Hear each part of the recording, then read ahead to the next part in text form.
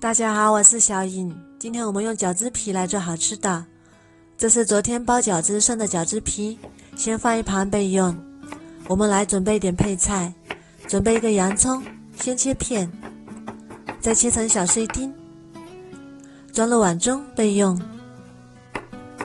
再准备一个胡萝卜，先切片，再切丝，最后切成小碎丁，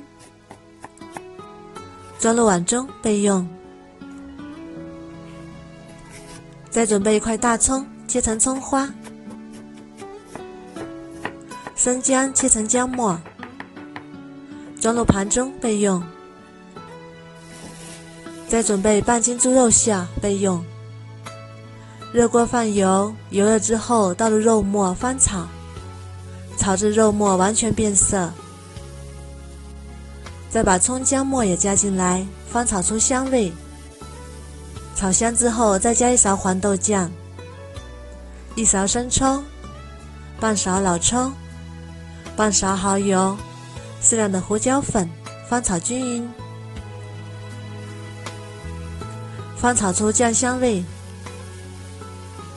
再把胡萝卜和洋葱也加进来，翻炒均匀。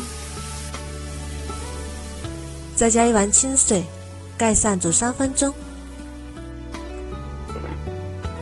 3分钟之后，再加一碗水淀粉，煮至汤汁变粘稠，像这样就可以啦。然后关火备用。再把饺子皮取出来，切成2厘米左右的宽条，然后捏住两头，轻轻拉扯，像这样就可以啦。这样我们的饺子皮面条就做好啦。再来看一下，轻轻的拉一下就可以啦，非常的简单。锅中水烧开，加一勺盐，放入面条，用筷子搅动一下，防止粘连，煮2分钟左右就可以出锅啦。再过一下凉水，更加的劲道。再把它捞出来，装入盘中，再淋上我们做好的卤汁。哇，好香啊，香喷喷的。再加点自己喜欢吃的配菜，然后搅拌均匀，就可以开吃啦。